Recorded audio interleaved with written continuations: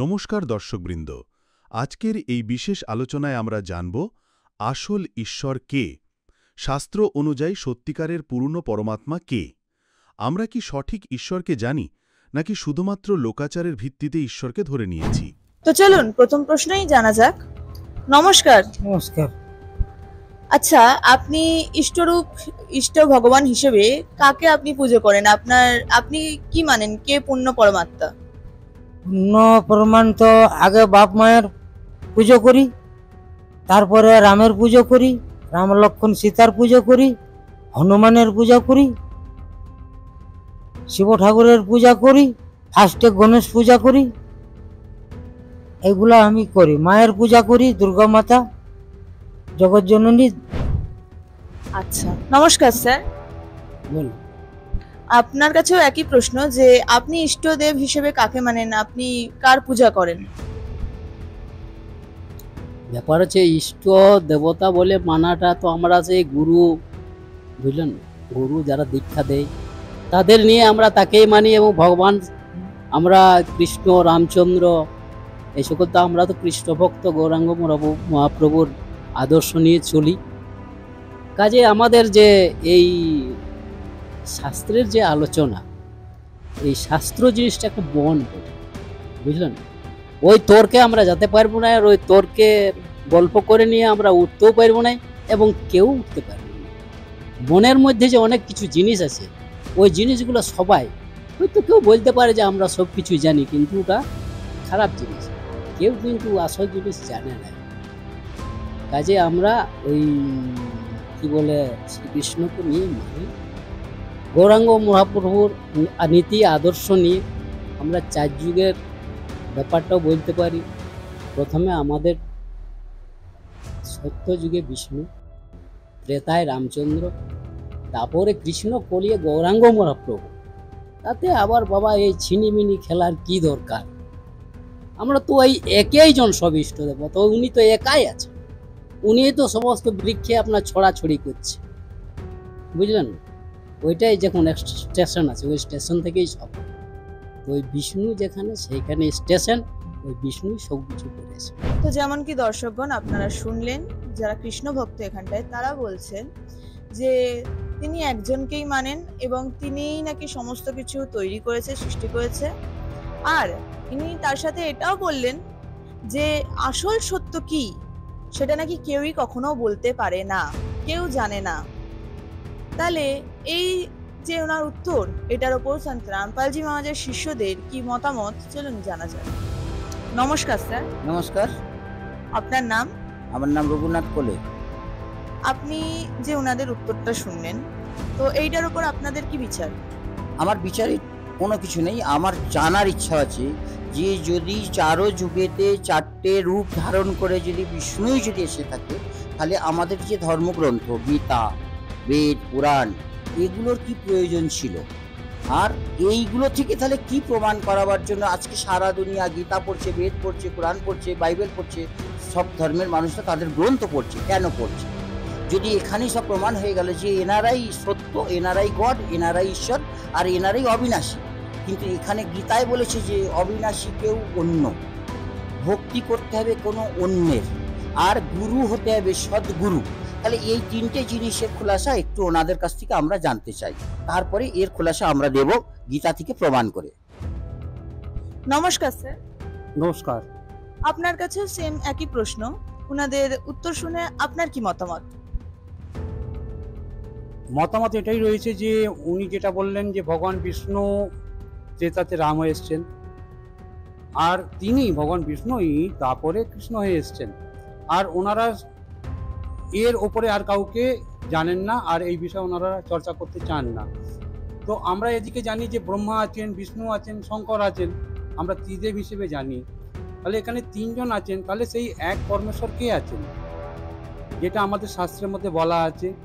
তাহলে সেই এক পরমেশ্বর যতক্ষণ আমরা জানতে পারছি না, ততক্ষণ তো আমরা বিষ্ণুর ওপরেও কোনো ভগবান আছেন সেটা আমরা দেখতে পাচ্ছি না, যেটা শাস্ত্রের মধ্যে গীতার মধ্যে প্রমাণ আছে। আপনার কাছে আমার এটা প্রশ্ন ছিল যে আপনারা যে মন্ত্র করেন, আপনারা তো গীতাকে মানেন, গীতা সবকিছু করেন, গীতাকেই আপনারা সর্বসর্বা হিসেবে নিশ্চয়ই মানেন।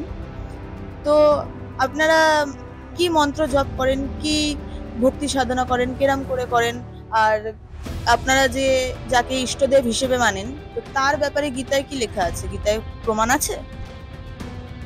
কি জানি সেটা জানি নাই, তবে আমরা মালা জপ করি, রামের মালা করি, জপ করি, রাম রাম রাম রাম, সীতারাম সীতারাম সীতারাম, মালা জপ করি। আমরা তাকেই বেশি মানি, শ্রীরামকেই আমরা বেশি মানি। ও জগতের বাবা বটে, সারা পৃথিবীর বাবা বটে, রামের বটে, কৃষ্ণ বটে, তুয়াকেই আমরা বেশি মানি। আচ্ছা স্যার, আপনাকেও আমাদের কাছে সেমই প্রশ্ন, যে আপনি যে ভক্তি সাধনা করেন, তো আপনি কি মন্ত্র জপ করেন, সেই মন্ত্রটার ব্যাপারে কি গীতায় উল্লেখ আছে? এবং আপনি যাকে ইষ্টদেব হিসেবে মানেন, তো তার ব্যাপারে গীতায় কি লেখা আছে? দেখুন, ব্যাপার হচ্ছে গীতায় কি লেখা আছে কি না লেখা আছে সেটা আমাদের জানার প্রশ্ন নয়। ব্যাপার হচ্ছে আমরা বৃন্দাবনে কালীদ, ওইখানে আমার গুরুদেব হচ্ছে শ্রী শ্রী 108 অচ্যুতানন্দ দাস মহারাজ। ওনার কাছে আমি দীক্ষা নিয়েছি, আমি ওনার কাছে দীক্ষিত। এরপর হচ্ছে কেউ শিব ভক্ত, ওং নমঃ শিবায়, কেউ রামচন্দ্র ভক্ত, সীতারাম সীতারাম, কেউ বিষ্ণু ভক্ত, ওং বিষ্ণু ওং বিষ্ণু, কেউ কৃষ্ণ ভক্ত, গৌরাঙ্গ মহাপ্রভু কৃষ্ণ ভক্তটা আবিষ্কার করেছে। হরে কৃষ্ণ কৃষ্ণ কৃষ্ণ হরে হরে, হরে রাম রাম রাম হরে হরে, এই মন্ত্রটা দিয়ে আমরা সব কিছু করি। তো যেমন কি দর্শক বন্ধুরা আপনারা শুনলেন, যখন ওনাদেরকে প্রশ্ন করা হলো যে ধর্মগ্রন্থতে কোথাও কোনো প্রমাণ আছে কিনা, তখন ওনারা বললেন যে জানি না, এবং আরেকটা কথা বললেন যে গীতায় কি লেখা আছে সেটা আমাদের জেনে কি হবে, বা জেনে লাভ কি, বা জানার দরকার কি, এরকম একটা বিষয়। তো তার মানে গীতাতে থেকে ওনারা কোনো সলিড প্রুফ আমাদেরকে দিতে পারেনি। তো এইবারে এইটার ওপর সন্ত রামপালজি মহারাজের শিষ্যরা কি বলছেন তো চলুন জানা যাক। নমস্কার স্যার। নমস্কার, আপনার নাম? আমার নাম দীপক দাস। আমার আপনার কাছে এটা প্রশ্ন যে আপনারা যে মন্ত্র জপ করেন সেটা কি গীতায় বা কোনো ধর্মগ্রন্থে উল্লেখ আছে? এবং আপনারা যাকে ইষ্টদেব হিসেবে মানেন তার কোনো সদ্গ্রন্থে কোনো প্রমাণ আছে, গীতায় উল্লেখ আছে? হ্যাঁ, নিশ্চয় আছে। আমরা যে ধর্ম করি সেটা কিন্তু আমরা শাস্ত্র বিধি অনুসার ধর্ম করি, শাস্ত্রের সিস্টেম অনুসার আমরা চলি, এরকম কোনো কিছু মন মানি চলি না। তার কারণ হচ্ছে যে গীতাতে দেওয়া আছে 16 নম্বর অধ্যায়ে 23 নম্বর শ্লোকে, যারা শাস্ত্রবিধিকে ত্যাগ করে স্বেচ্ছাচারী হয়ে মনমানি আচরণ করেন তাদের না সিদ্ধি হয়, না পুণ্য হয়, না মোক্ষ হয়। তার কারণে আমরাকে গীতা অনুসারেই চলতে হয়। আর এই প্রুফটা দেখাচ্ছি 16 নম্বর অধ্যায়ে 23 নম্বর শ্লোকে দেখুন, যে পুরুষ শাস্ত্রবিধিকে ত্যাগ করে স্বেচ্ছাচারী হয়ে আচরণ করে সে না সিদ্ধিকে প্রাপ্ত হয়, না পরম গতি অর্থাৎ আমাকে প্রাপ্ত হয়। তাহলে গীতাতে দেওয়া আছে শাস্ত্রবিধিকে ত্যাগ করে স্বেচ্ছাচারী হয়ে মনমানে আচরণ করা চলবে না। তাহলে গীতায় আরেকটা জিনিস ব্যাপার দেওয়া আছে 4 নম্বর অধ্যায়ে 34 নম্বর শ্লোকে তত্ত্বদর্শী সন্তের খোঁজ করতে বলছেন। সেই 4 নম্বর অধ্যায়ে 34 নম্বর শ্লোকটা দেখে যান একটু। এখানে বলছেন যে সেই জ্ঞান তুমি তত্ত্বদর্শী মহাপুরুষ গণের নিকট গিয়ে বুঝে নাও, উত্তম রূপ ষষ্ঠাঙ্গ প্রণাম ও অকপটভাবে প্রশ্ন করলে সে তত্ত্বদর্শী জ্ঞানীজন তোমাকে সেই জ্ঞানের উপদেশ দেবেন। এখানে আমাদের তত্ত্বদর্শী সন্তের খোঁজে যেতে বলছে। এই তত্ত্বদর্শী সন্তেই সেই জ্ঞান দিতে পারবে। আর এই তত্ত্বদর্শী সন্ত আমাদেরকে কি করেন? 17 নম্বর অধ্যায় 23 নম্বর শ্লোকে 3টি মন্ত্র আছে, ওম তৎসৎ, সেটা কিন্তু দেওয়া আছে 17 নম্বর অধ্যায় 23 নম্বর শ্লোক। এই যে এখানে দেওয়া আছে ওম তৎসৎ, এই রূপ 3 প্রকারে সচিদানন্দ ঘন ব্রহ্মের নাম কথিত হয়েছে, তার দ্বারা সৃষ্টির আদিকালে ব্রাহ্মণ আর বেদ ও যজ্ঞাদি রচিত হয়েছে। আর এই 3টি ওম তৎসৎ, এর মধ্যে হচ্ছে ওম হচ্ছে ব্রহ্মের মন্ত্র, ব্রহ্ম কিন্তু সবাই জানে না ব্রহ্মকে। ব্রহ্ম হচ্ছে ব্রহ্মা বিষ্ণু মহেশের পিতা। উনার নাম হচ্ছে ব্রহ্ম। উনাকে মহাকালও বলা হয়, জ্যোতি নিরঞ্জন বলা হয়, সদাশিবও বলা হয়, শম্ভুও বলা হয়। এখানে বলছেন উনার বলছেন মাত্র একটা ওম মন্ত্র আছে। ইনারা যে মন্ত্র বলছেন হরে কৃষ্ণ হরে রাম সীতারাম রাধেশ্যাম হরিয়ম ওম নমঃ শিবায় ওম নমঃ ভগবতে বাসুদেবায়, এই ধরনের গীতাতে বা বেদে কোনো জায়গায় এই ধরনের মন্ত্র উল্লেখিত নেই। গীতাতে মাত্র 8 নম্বর অধ্যায় 13 নম্বর শ্লোকে একটা ওম মন্ত্র কথিত আছে। আর ওই ওম মন্ত্র যদি কেউ জাপ করেন সেটা বলছে ব্রহ্মলোক পর্যন্ত যেতে পারবেন। কিন্তু 8 নম্বর অধ্যায়ে 16 নম্বর শ্লোকে বলছেন যে ব্রহ্মলোক পর্যন্ত যারা যান তারা আবার কিন্তু এই ধারধামে ফিরে আসেন। সেই সময় অর্জুন বলছে শ্রীকৃষ্ণকে যে এমন কিছু উপায় নেই যাতে আমরা কি ধারাধামে আর ফিরে আসতে না হয়। অর্জুন বললেন আপনাকে 62 নম্বর অধ্যায় 18 নম্বর অধ্যায়ের 62 নম্বর শ্লোকে বলছেন সেই সচিদানন্দ ঘন ব্রহ্মের শরণে যেতে হবে, যেখানে গেলে আপনাকে আর এই ধারাধামে ফিরে আসতে হবে না। আর উনার কাছকে যেতে গেলে আপনাকে ওম তৎসৎ এই 3টি মন্ত্র জাপ করতে হবে। আর এই 3টি মন্ত্র দেবে কিন্তু তত্ত্বদর্শী সন্ত, যিনি সমস্ত বেদ গীতা পুরাণ কুরআন বাইবেল সমস্ত কিছু জানেন, সমস্ত অধ্যয়ন করে বসে আছেন, সেই কিন্তু এটা দিতে পারবে। আপনি শুধু একটা ভাগবত বা রামায়ণ পড়ে এই প্রশ্নের উত্তর দিতে পারবেন না।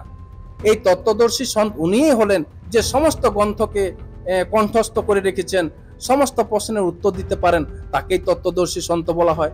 আপনি বিশেষ কিছু না 15 নম্বর অধ্যায়ের 1, 2, 3, 4 নম্বর শ্লোকে চলে যান, সেখানে তত্ত্বদর্শী সন্ত কাকে বলে তার পরিচয় পাওয়া যাবে।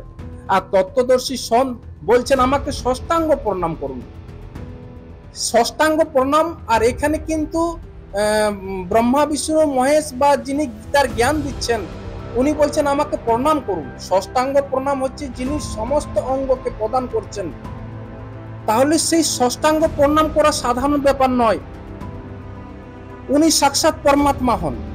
পরমাত্মা ছাড়া ষষ্ঠাঙ্গ প্রণাম নেওয়ার কারো অধিকার নেই। আর ওই সেই পরমাত্মাই গুরুরূপ ধারণ করে আসেন, তাকেই বলা হচ্ছে তত্ত্বদর্শী সন্ত। দর্শকগণ, আপনাদের কাছে স্পষ্ট করতে চাই যে সন্ত রামপালজি মহারাজের পূজ্য গুরুদেবী সন্ত রামপালজি মহারাজকে আদি সনাতনী পূজার এই 3 মন্ত্র প্রদান করেছিলেন। কিন্তু সন্ত রামপালজি মহারাজ এই মন্ত্র সমস্ত শিষ্যদেরকে কবে প্রদান করবেন এই আদেশ স্বয়ং কবির পরমাত্মাই দেওয়ার কথা ছিল। কারণ কবির সাহেবজি কবির সাগরে এটা আগে নির্ধারিত করে দিয়েছিলেন যে কলিযুগের 5505 বছর অতিক্রান্ত হওয়ার পর আমি স্বয়ং আসব আর প্রকৃত জ্ঞান অর্থাৎ আদি সনাতনী পূজাকে জন জন পর্যন্ত পৌঁছে দেব। এর থেকে স্পষ্ট যে সন্ত রামপালজি মহারাজ এই মন্ত্র তার গুরুজির থেকে প্রাপ্ত হয়েছিলেন, কিন্তু ভক্ত সমাজকে এই মন্ত্র দেওয়ার আজ্ঞা স্বয়ং পূর্ণ ব্রহ্ম কবির সাহেবজি দিয়েছিলেন। দর্শকগণ, যেমন কবিরজি বলেছিলেন কলিযুগের 5505 বছর অতিক্রান্ত হওয়ার পর আমি নিজে আসব এবং প্রকৃত ভক্তি মার্গ জন জন পর্যন্ত পৌঁছে দেব। দর্শকগণ, কবিরজির পূর্ণ ঝলক এবং সন্ত রামপালজি মহারাজের মধ্যে দেখতে পাওয়া যাচ্ছে। मम संत मुझे जान मेरा ही स्वरूपम। এটা ভাববে না যে আমি আসব, এই দাস তারই স্বরূপ পাঠিয়ে রেখেছেন, অর্থাৎ কুকুরকে পাঠিয়ে রেখেছেন, এ নাকি কবি পরমাত্মাই জানুক। এতে ভক্তদের বিদ্যুমন্ত্র সন্দেহ করা উচিত নয় যে সন্ত রামপালজি মহারাজের রূপে স্বয়ং কবির পরমাত্মা লীলা করছেন। যেখানে আজ থেকে 600 বছর আগে কবিরজির জ্ঞান সেই সময়ের তথাকথিত পণ্ডিতগণ স্বীকার করেননি, তারা কবিরজির বিরোধিতা করেছিলেন। ঠিক এই রকম স্থিতি আজ সন্ত রামপালজি মহারাজের সাথে দেখতে পাওয়া যাচ্ছে। কবিরজি যেভাবে নির্ভীক আর বেপরোয়া তার আধ্যাত্মিক জ্ঞান জন জন পর্যন্ত পৌঁছে দিচ্ছিলেন, ঠিক একইভাবে সন্ত রামপালজি মহারাজ কবির পরমাত্মা স্বরূপ তার দ্বারা 600 বছর আগে শুরু করা জনকল্যাণের মিশনকে নিরন্তর এগিয়ে নিয়ে যাচ্ছেন। দর্শকগণ, যে অদ্ভুত আর প্রমাণিত জ্ঞান সন্ত রামপালজি মহারাজ তুলে ধরছেন তা কেবল কবির পরমেশ্বরই করতে পারেন। এটা আপনার শ্রদ্ধা আর বিবেকের উপর নির্ভর করছে। আপনি সন্ত রামপালজি মহারাজকে কবিরজি দ্বারা প্রেরিত পরম সন্ত হিসাবে দেখেন বা কবিরজির রূপে তবে এটা স্পষ্ট যে উভয় রূপেই মানুষের কল্যাণ সাধিত হচ্ছে। তখন থেকে নিয়ে আজ পর্যন্ত রামপালজি মহারাজ তাঁর শিষ্যদের আধ্যাত্মিক মার্গের ভক্তি সাধনা প্রদান করে এটিকে 3 পর্যায়ে সম্পূর্ণ করেন। দর্শকগণ, সন্ত রামপালজি মহারাজ দ্বারা 3 পর্যায়ে দেওয়া এই ভক্তিবিধির প্রমাণ কবির সাগরে অমর মূল অধ্যায়ের পেজ নম্বর 265-তে পাওয়া যায়। লেখা আছে, প্রথমে শিষ্য হয়ে যো আই তা কহে পান দেহ তুম ভাই। এটা প্রথম চরণের দীক্ষা। পুনরায় লিখেছেন, জব দেখো হো তুম দৃঢ়তা জ্ঞানা তা কাহা कहूं শব্দ পরওয়ানা। এটা দ্বিতীয় পর্যায়ের দীক্ষা। পুনরায় লিখেছেন, শব্দ মাহি জব নিশ্চয় আবে তা কাহো জ্ঞান অগাধ শুনাবে। এটা তৃতীয় পর্যায়ের দীক্ষা। এটা থেকে স্পষ্ট হয়েছে স্বয়ং কবির সাহেবজি এই 3 প্রকার 3 পর্যায়ে মন্ত্র দীক্ষা দেওয়ার বিধি বলেছেন।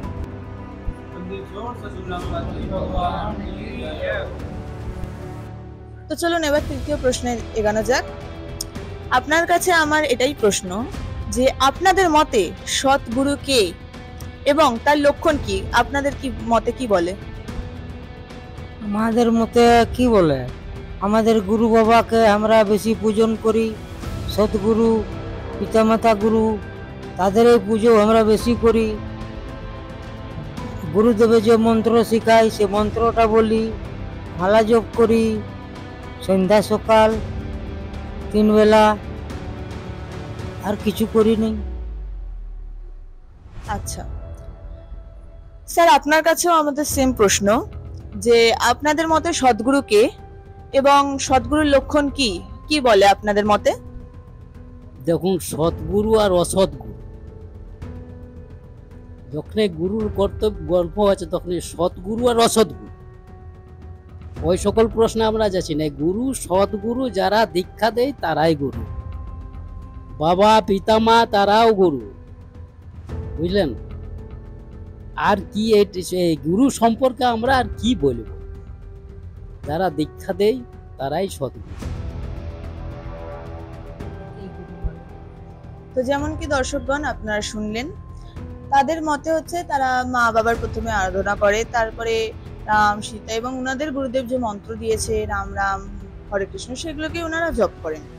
এবং অপরদিকে আরেকজন বলছেন যে তাদের গুরু অসৎ আর সতের কি আছে, যেই নাম দীক্ষা দেয় সেই সৎগুরু। তার মানে এই পৃথিবীতে ওনার মতে যে যতগুলোই যে গুরু আছে যে নাম দীক্ষা দেন সবাই সৎগুরু। তার মানে স্পেসিফিক করে সৎগুরু আর অসৎগুরু এরকম কিছু হয় না। তো চলুন এই উত্তরের উপর সন্ত রামপালজি মহারাজের শিষ্যদের কি মতামত এবারে জানা যায়। নমস্কার স্যার। নমস্কার। আপনার নাম? মদন ঘোষ। আপনার কাছেও আমার সেমই প্রশ্ন থাকবে যে সদ্গুরু কে আপনাদের মতে এবং সদ্গুরুর পরিচয় কি? আমার উল্টো দিকে যারা বসে আছেন সেই সব ধর্ম মহাত্মারা বলেছেন যে সদ্গুরু অসৎগুরু বলে আলাদা কিছু হয় না। পৃথিবীতে যারাই নাম দীক্ষা দেন তারাই গুরু, মানে ওনাদের কাছে সদ্গুরু সম্পর্কে কোনো তথ্য বা জ্ঞান নেই। ওনারা যেটা বলেছেন একমাত্র দীক্ষা দিলেই তারা গুরু। কিন্তু আমার মত হলো যে বর্তমান জগতে সমস্ত কিছু আমরা বিশ্বাস করি তথ্য, পুস্তক, ধর্মগ্রন্থের উপর। সেখানে আমি ছোট্ট করে শুরু করি, সেটা হলো আপনারা সবাই আজকাল অ্যান্ড্রয়েড সেট বা মোবাইল ব্যবহার করেন। সেখানে গুগল বলে একটা সমস্ত কোশ্চেনের উত্তর যেখান থেকে পাওয়া যায়, সেখানে যদি আমি সদ্গুরু ঠিক এই কথাটাই দিয়ে সার্চ করি, দেখা যাবে সারা পৃথিবীতে একটি লোকের নামই এসেছে। তিনি হচ্ছেন সন্ত রামপালজি মহারাজ। আর তথ্যগত দিক থেকে আমি বলবো, যিনি বেদ, উপনিষদ, গীতা এবং সমগ্র শাস্ত্র সম্পর্কে পারদর্শী, তাকে আমরা সদ্গুরু বলব। তাছাড়া গীতাতে একটা উল্টো গাছের ছবি আছে, সেই উল্টো গাছের ছবিটার ব্যাখ্যা যিনি করতে পারবেন তিনি হচ্ছেন সদ্গুরু। তো এই বিষয়ে কি আপনি গীতা থেকে কোনো প্রমাণ দেখাতে পারবেন? অবশ্যই, হ্যাঁ, আমি গীতা থেকেই প্রমাণ দেখাতে পারবো। এখানে শ্রীমদ্ভাগবত গীতা, এটা লিখেছেন জয়দয়াল গোয়েঙ্কা। আমি এখান থেকে এই বৃক্ষ সম্পর্কে আপনাদেরকে দেখাচ্ছি।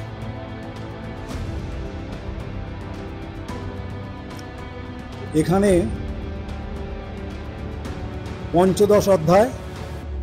পঞ্চদশ অধ্যায়ের শ্লোক নম্বর 1 লেখা আছে, ঊর্ধ্বমূলম অধঃশাখম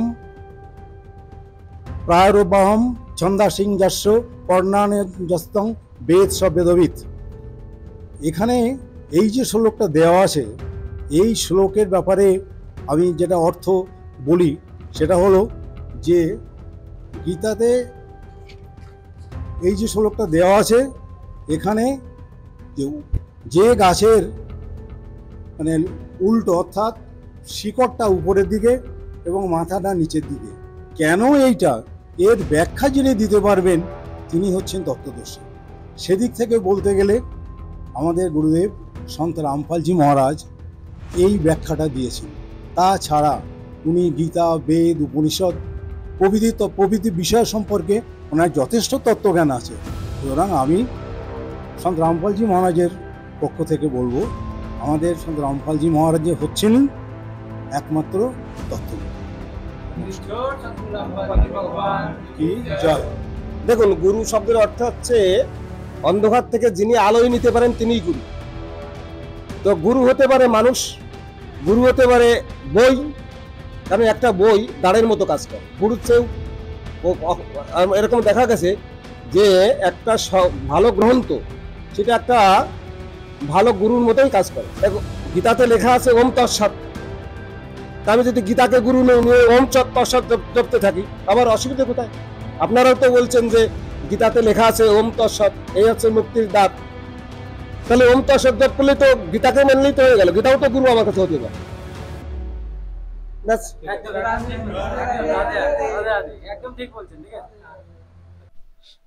তো যেমন কি আপনারা শুনলেন ওনাদের উত্তর, তো এই উত্তরের তো এই উত্তরের উপরে সন্ত রামপালজি মহারাজের শিষ্যদের কি বিচার, চলুন জানা যাক।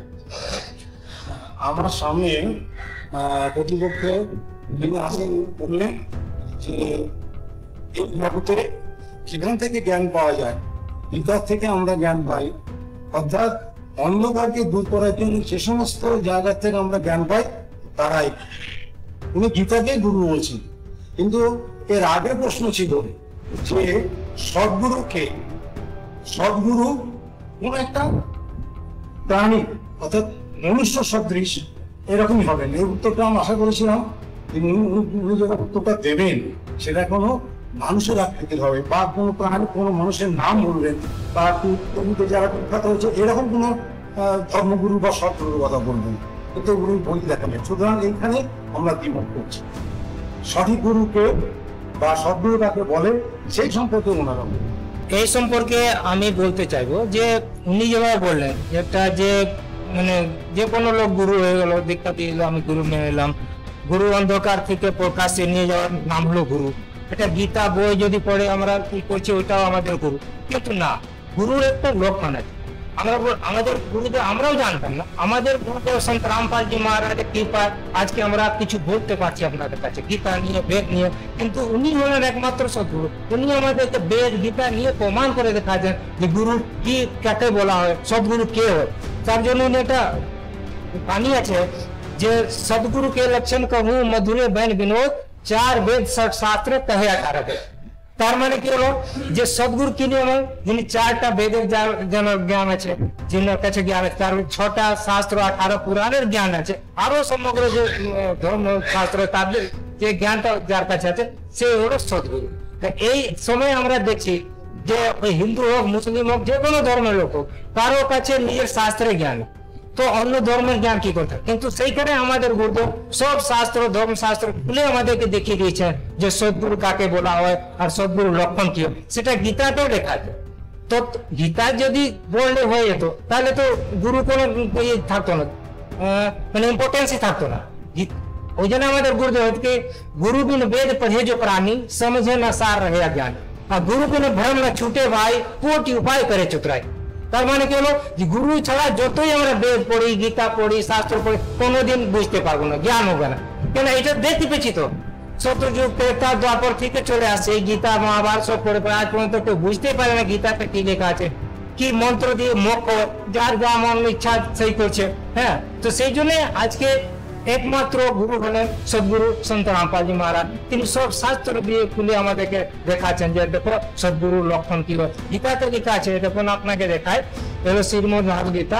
এটাতে যদি সব কিছু হয়ে যেত তাহলে গীতা যে জ্ঞান দিয়েছে তিনিও বলছেন যে তুমি অর্জুন তুই তত্ত্বদর্শী সন্তের জ্ঞানীর কাছে যা, উনাকে দণ্ডক প্রণাম কর। উনি বলে দিতেন আমি সব কিছু, উনি তার মানে জানেন না, উনি তো বলছেন যে তত্ত্বদর্শী জ্ঞানের স্মরণে যা, তার মানে উনিও কিছু জানেন না। আর তত্ত্বদর্শী সন্তকেও তার প্রমাণ আছে গীতাতে, কিন্তু আজ পর্যন্ত আমাদের কোন ধর্মগুরু আমাদের কিছু বলতে পারে না। মহামন্ডলেশ্বর হোক বা শঙ্করাচার্য বা আমাদের সংস্কৃত বিদ্বান যারা কাশিতে বড় বড় বিদ্বানরা আছে, তারাও আজ পর্যন্ত গীতার জ্ঞানটা ঠিক বলতে পারে না। সেইখানে আমাদের গুরুদেব একটা ছোট ছোট শ্লোক খুলে খুলে একটা সরল ভাষায় আমাদের বুঝিয়ে দিয়েছেন। মানে আমরা তো গীতা পড়েছি, অনেকবার পড়েছি গীতা, আজ পর্যন্ত আমরা বুঝতে পারি না যে কি গীতাতে লেখা আছে। সেইখানে আজকে আমাদের গুরুদেব এমন জ্ঞান দিয়ে দিয়েছেন যাকে আমরা আপনাদের সামনে বসে আধ্যাত্মিক চর্চা করছি, জ্ঞান দিচ্ছি। হ্যাঁ, সেখানে দেখুন কি লেখা আছে, তত্ত্বদর্শী সন্তের মানে লক্ষণ কি হয়, ঊর্ধ্ব মূলম অধা শাখম শাশ্বতম প্রাহ ব্যায়াম ছন্দাসি यस्य प्रणामी यस्त वेद स वेदवित। তো এটাতে মনে হলো যে এই সংসারটা যেটা আছে এটা উল্টো পিপলের বৃক্ষের মতন আছে, যার জোর মূল আছে উপর দিকে আর শাখা পাতা সব নিচে দিকে। তো এই জিনিসটা এই যে বৃক্ষের যে উল্টো বৃক্ষের যে যত ভাগ আছে ওগুলো যে সবকিছু খুলে খুলে বলে দেবে যে মূল কেটা কোনটা বটে, জোর কোনটা বটে, টানা কোনটা বটে, পাতা কে বটে, সেই হলো তত্ত্বদর্শী সন্ত। তিনি হলেন আমাদের সদ্গুরু সন্ত রামপালজি মহারাজ, তিনি সব খুলে খুলে বলে দিয়েছেন। এই জন্য আমরা বলবো যে আমাদের একমাত্র তত্ত্বদর্শী সন্ত এখন আছেন তত্ত্বদর্শী রামপালজি মহারাজ।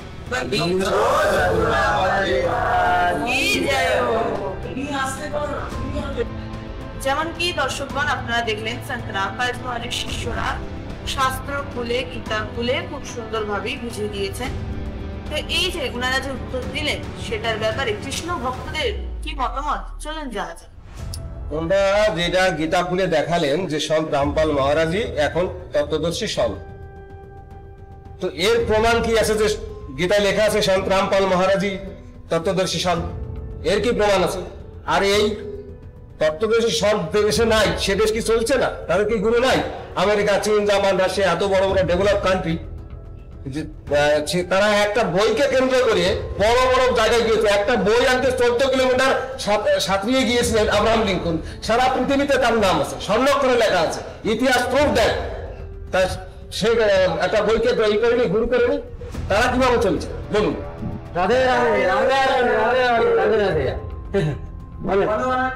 তো যেমন কি দর্শকগণ আপনারা শুনলেন, এটা খুবই ভালোই প্রশ্ন করেছেন কৃষ্ণ ভক্তরা যে বাকি যে এত ডেভেলপ কান্ট্রি আছে, চায়না, জাপান, ইউএসএ, এত কান্ট্রি আছে, কি ওখানটায়ও কি সদ্গুরু আছে? আর যদি আছে তো সে কে? আর যদি না আছে তাহলে চলছে কি করে, এত ডেভেলপ হচ্ছে কি করে? ইন্ডিয়ার থেকে অনেক তাড়াতাড়ি লোক আছে। তো চলুন এবারে এইটা রামপালজি মহারাজের শিষ্যরা কি জবাব দেন জানা যাবে। দেখুন, এটা হলো উনি যেটা বললেন যে সদ্গুরু ছাড়া কি ডেভেলপ হবে না। কত বড় বড় অন্য কান্ট্রি আছে, আপনার আমেরিকা আছে, চীন আছে, ওরা অনেক ডেভেলপমেন্ট করেছে। সেখানে আমি বলবো যে আধ্যাত্মিক আর ডেভেলপমেন্ট এটা আর্টিফিশিয়াল, এটা অন্য জিনিস, দুটো পার্ট হয়ে গেল। এর সঙ্গে ওর সঙ্গে মানে আপনি ই করলে চলবে না। আমরা এখানে আধ্যাত্মিক চর্চা করছি, এখানে ডেভেলপমেন্টের চর্চা করছি না আমরা। আর ডেভেলপমেন্ট করতে আপনাকে বলছি যে যেমন দেখুন আইনস্টাইন সব থেকে বড় বিজ্ঞানী ছিলেন। তো উনি যখন লাস্ট টাইমে যখন উনি শরীর ত্যাগ করছিলেন তখন ওনাকে কিছু আমাদের মতন লোক জিজ্ঞেস করলো যে আপনি তো অত বড় ইনভেনশন করেছেন, ডেভেলপমেন্ট করেছেন, কত বড় আবিষ্কার করেছেন, তো আপনার কাছে আমরা জানতে চাচ্ছি যে আপনি এরকম কি জিনিস হলো যেটা আপনি আজ পর্যন্ত করতে পারেন না, আর যদি পরে আপনার জন্ম হয় তাহলে আপনি করতে পারবেন। জানেন উনি কি বলেছিলেন? যে আমি যতই করেছি আজ পর্যন্ত, আমার আজকে মনে হচ্ছে আমরা সব ব্যর্থ করেছি, আমার জীবনটা আমি ব্যর্থ করে দিয়েছি। আমি যদি এইবারে মানুষ জীবন পায় তাহলে আমি ওকে খোঁজ করবো যে আমাকে তৈরি করেছিল, যে আমাকে তৈরি করেছিল কে বটে সেই আমি করতে যাব। এইটা হলো আপনি বুঝতে পারবেন যে কি হলো আধ্যাত্মিক চর্চাটা, কি হয় আধ্যাত্মিক জ্ঞানটা। তো ওইরকম যদি অত বড় বৈজ্ঞানিক বলেন তাহলে আপনি বুঝতে পারবেন যে গুরুর কি হয়, এই শরীরে আমরা যে মানব জীবনটা পেয়েছি এর কি মহত্ব বটে, আমরা কেন পেয়েছি। আমাদের মানব জীবন দুর্লভ है, मिले न बारंबार, तरवर से पत्ता टूटकर बहुत न लगता था। তো এবারে আমি বলতে আমাদের গুরুদেব সন্ত রামপাল জি মহারাজের জ্ঞান, উনার জ্ঞান শুনে আমরা বলছি, আমাদের কাছে কিছু নাই, উনি আজকে আমাদেরকে এরকম জ্ঞান দিয়েছেন বলে। তো আপনি জানেন कि बोला है जे राम कृष्ण से कौन बड़ा, उन्होंने भी गुरु किन तीन लोग के धनी गुरु आगे आगे এর আগে আমরা কিছু জানতাম না। হ্যাঁ, এই রামপাল জি আমাদের গুরুদেব সন্ত রামপাল জি মহারাজ আমাদেরকে শিখিয়েছেন, দেখিয়েছেন বলতে। আমরা সেই জন্য বলছি যে রামকৃষ্ণ যিনি ছিলেন তিন লোকের মালিক ছিলেন, উনারে গুরু করেছিলেন। কেননা গুরু ছাড়া জ্ঞান হয় না। অত যতই আমরা পড়ি, যতই স্কুলে যদি বই পড়লে সব কিছু, তাহলে স্কুলে কেন যেতাম, টিউশনে কেন করতাম আমরা। সেইভাবে আধ্যাত্মিক জ্ঞান জন্য আপনার যদি চায়, আপনি যদি ভগবানকে পেতে চান তাহলে সদ্গুরু আপনাকে করতে হবে। সদ্গুরু ছাড়া মুক্তি হবে না। সদ্গুরু মুক্তি, ভক্তি মুক্তি কে দানি, সদ্গুরু বিনা না ছুটে খালি। মানে বুঝলেন যে সদ্গুরু ছাড়া কোনোদিন মুক্তি হবে না, মোক্ষ হবে না। আর সদ্গুরু যদি না করেন, যেমন তেমন গুরু করলেন, যেমন গুরুদেব আমাদের বলেছেন যে অন্ধে গুঙ্গে গুরু গানে লঙ্গরে লোভী লাখ, হাজার লাখ লাখ গুরু আছে, তারা নিজেই ভগবানকে জানে না, তো আমাদের কি ভগবান বুঝাবে। তো আমরা বলছি যে গুরু দরকার আছে, গুরু ছাড়া কিছু হবে না। তার জন্য দেখুন কৃষ্ণ রাম ইনারাও গুরু করেছিলেন, উনি তো ভগবান, ওনার তো কোনো দরকার ছিল। কিন্তু কৃষ্ণ রামের গুরু ছিলেন বশিষ্ঠ মহারাজ, তারপরে কৃষ্ণ ছিলেন দুর্বাসা ঋষি, ওনারা তো বলতো আমরা কেন করবো না। ওই জন্য তো গীতাতেও লেখা আছে যে গুরু ধারণ করো। নিজে তো বলেন যে তুই আমার, দেখুন এটাতে কি লেখা আছে, 4th অধ্যায় 34 নম্বর শ্লোক, এটা হলো গীতা। দেখুন এটাতে দেখুন কি লেখা আছে, তদ্বিধি প্রাণী পাতেন পরিপ্রসনেন সবৈয়া উপদেক্ষন্তি তে জ্ঞানম জ্ঞানী না তত্ত্বদর্শী। হ্যাঁ, তার মানে কি হচ্ছে যে তুমি কৃষ্ণ বলছেন অর্জুনকে কি তুমি যদি আধ্যাত্মিক জ্ঞান, তত্ত্ব জ্ঞান প্রাপ্ত করতে চাও তাহলে তুমি তত্ত্বদর্শী সন্ত রূপে গুরু গ্রহণ করো। তত্ত্বদর্শী সন্ত গুরু না গ্রহণ করলে তুমি কোনোদিন আধ্যাত্মিক জ্ঞান প্রাপ্ত করতে পারো। সেই জন্য সবাইকে গুরু করতেই হবে। যে তত্ত্ববিধি প্রাণী পাতেন পরিপ্রসনেন সেবৈয়া উপদেক্ষন্তি তে জ্ঞানম জ্ঞানীনা তত্ত্বদর্শিনা। তার মানে কি হলো, এটা দেখুন কি অর্থ লেখা আছে যে সেই জ্ঞান তুমি তত্ত্বদর্শী মহাপুরুষ গণের নিকট গিয়ে বুঝে নাও। উত্তম রূপে ষষ্ঠাঙ্গ প্রণাম সেবা অকপট ভাবে প্রশ্ন করলে সেই তত্ত্বদর্শী জ্ঞানীজন তোমাকে সেই তত্ত্ব জ্ঞানের উপদেশ দেবেন। আপনারা দেখছিলেন একটি আদর্শ আধ্যাত্মিক জ্ঞান চর্চা। জগৎগুরু তত্ত্বদর্শী সন্ত রামপালজি মহারাজের শিষ্যদের সাথে কৃষ্ণ ভক্ত ও শ্রীরাম ভক্তদের উভয় পক্ষের মতামত ও সমস্ত তথ্য প্রমাণ আপনাদের সামনে রাখা হল। আপনাদের সিদ্ধান্ত আপনারা আমাদের কমেন্ট বক্সে অবশ্যই জানাবেন। শীঘ্রই আমরা এর পরবর্তী অংশ নিয়ে হাজির হব। সৎ সাহেব।